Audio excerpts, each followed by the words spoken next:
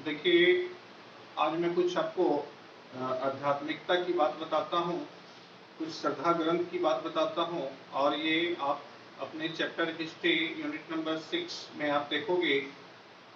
जो हमारा चैप्टर है, इस चैप्टर में मुख्य रूप से आज हम कुछ क्वेश्चंस आपको दे रहे हैं जो काफ़ी महत्वपूर्ण क्वेश्चंस हैं। इन क्वेश्चंस को आप बेहतर ढंग से समझो और इसको अपने एग्जामिनेशन में इसको बेहतर ढंग से लिखने का प्रयास करो ताकि आप अच्छे मार्क्स को गेन कर सको।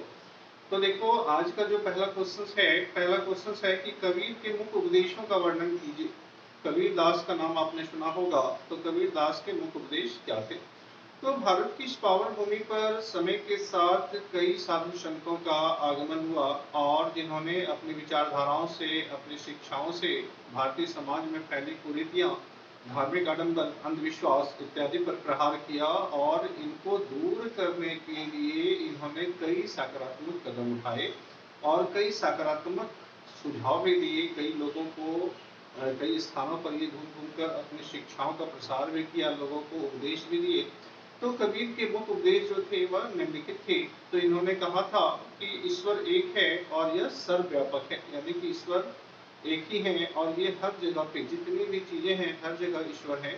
दूसरी बात इन्होंने कहा कि बाहरी आडंबर, अंधविश्वास और ये जो हमारी कुरीतियां हैं, नकारात्मक जो हमारी विचारधाराएं हैं, तो निश्चित तौर पे ये नकारात्मक विचारधाराएं, कर्मकांड, पूजा पाठ, नमाज इत्यादि का विरोध करना चाहिए, इसको हमें त्याग कर देनी चाहिए।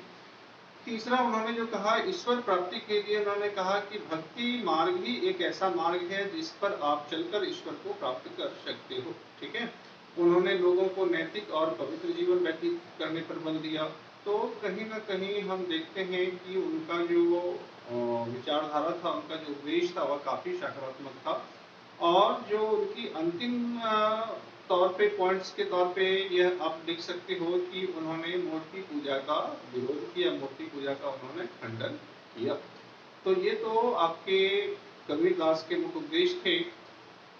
दूसरा क्वेश्चन सेराइज करता है कि बाबा गुरु नानक के मुख्य उपदेश का वर्णन कीजिए, इनके मुख्य शिक्षाओं का वर्णन कीजिए। तो 9वीं शताब्दी के बाद भारतीय समुदाय में भारतीय जो ये जो भारत का जो यह पृष्ठभूमि है, इस पे समय समय के साथ कई साधु संतों, महात्माओं का आगमन हुआ।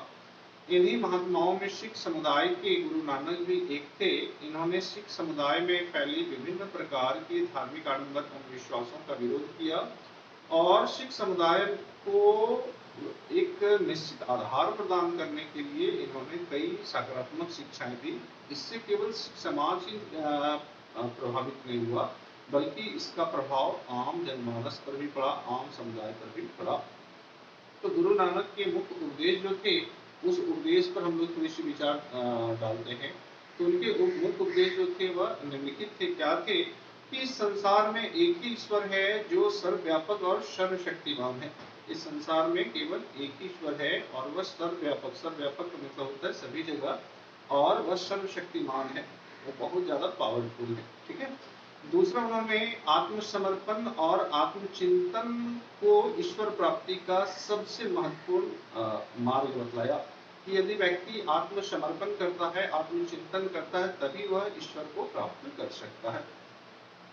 तीसरा, इनका भी कहना था कि लोगों को नैतिक और पवित्र जीवन व्यतीत करनी चाहिए।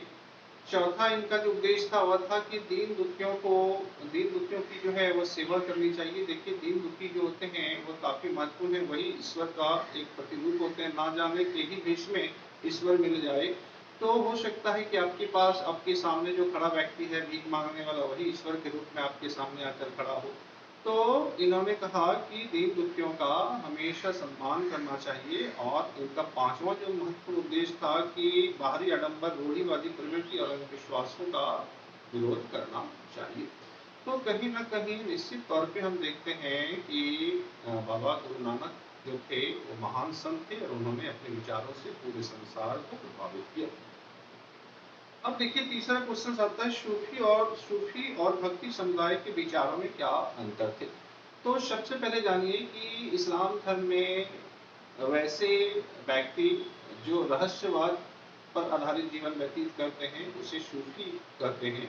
और हिंदू समाज में जो साधु संत होते हैं जो आध्यात्मिकता पर अपनी जीवन यापन करते हैं, ऐसे लोगों को हम लोग भक्ति संत कहते हैं। तो देखिए, याद रखिए, चाहे वह किसी भी समुदाय का क्यों ना हो, सभी के उपदेश एक ही होते हैं, मंजिल एक ही होते हैं, हालांकि रास्ते अलग अलग होते हैं।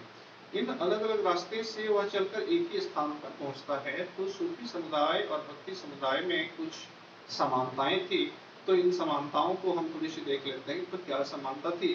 तो दोनों जो थे वो धार्मिक और धर्म और पवित्रता पर, यानी कि इन दोनों समुदाय के लोगों का मानना था कि मनुष्य को धार्मिक प्रवृत्ति का होना चाहिए और निश्चित तौर पर नैतिक और पवित्र जीवन व्यतीत करनी चाहिए। दूसरी बात जो इन्होंने कहा कि लोगों को मूर्ति पूजा का खंडन कर देना चाहिए, लोगों को मूर्ति पूजा का विरोध करना चाहिए, क्योंकि मूर्ति पूजा व्यर्थ है, ऐसा इन दोनों का मानना था। ठीक है, दोनों समुदाय एक ही ईश्वर को मानते थे, यह इनकी सबसे महत्वपूर्ण समानताएं थी। चूंकि इन दोनों का कहना था कि ईश्वर एक है, तो स्वाभाविक है कि दोनों एक ही ईश्वर को मानते थे। चौथा था कि दोनों समुदाय का मानना था कि ज्ञान प्राप्ति के लिए मनुष्य को गुरु के शरण में जाने चाहिए। जब तक गुरु के शरण में कोई व्यक्ति नहीं जाता, तब तक उसे प्रत्यक्ष रूप से या अप्रत्यक्ष रूप से कोई ज्ञान की प्राप्ति नहीं होती। तो निश्चित तौर पे ज्ञान को प्राप्त करने के लिए ये दोनों गुरुओं की शरण में जाने की बात करते थे। और खास करके ये दोनों नैतिक जीवन पर बल देते थे। तो कहीं न कहीं सूफी और भक्ति समुदाय की जो विचारधाराएं थी, ये बिल्कुल सामान्य थी और बिल्कुल सकारात्मक थी। आपको अंतिम क्वेश्चंस पर मैं फोकस डालता हूँ। लिंगायत संप्रदाय से आप क्या समझते हैं? देखिए, लिंगायत संप्रदाय यह भी सनातन धर्म का ही एक प्रतिरूप है। तो मध्यकालीन भारतीय समाज में कई सामाजिक समस्याएं उत्पन्न हो चुकी थी। इसी समय दक्षिण भारत के कर्नाटक प्रांत में एक ऐसे समुदाय का उदय हुआ था जो भगवान शिव की आराधना करते थे। ठीक है, तो ये भगवान शिव की आराधना किस रूप में करते थे? तो भगवान शिव की आराधना ये जो करते थे, ये बिल्कुल लिंग के रूप में करते थे।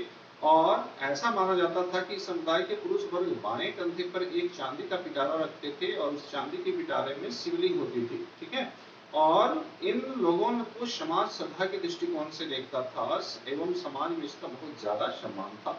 समय परिवर्तन के साथ ही धीरे धीरे समुदाय में यायावार भिक्षुक भी शामिल होने लगे। यायावार का मतलब था जिसकी दैनिक गति जीवन यापन हमेशा घुमक्कड़ी प्रवृत्ति की होती है। तो इस संप्रदाय के लोगों का मानना था कि मृत्यु के बाद भक्त जो होते हैं वो शिव में लीन हो जाते हैं और वे संसार में पुनः लौट कर आते हैं। तो कहीं ना कहीं ये बहुत सकारात्मक बातें इन लिंगायत संप्रदाय के लोगों ने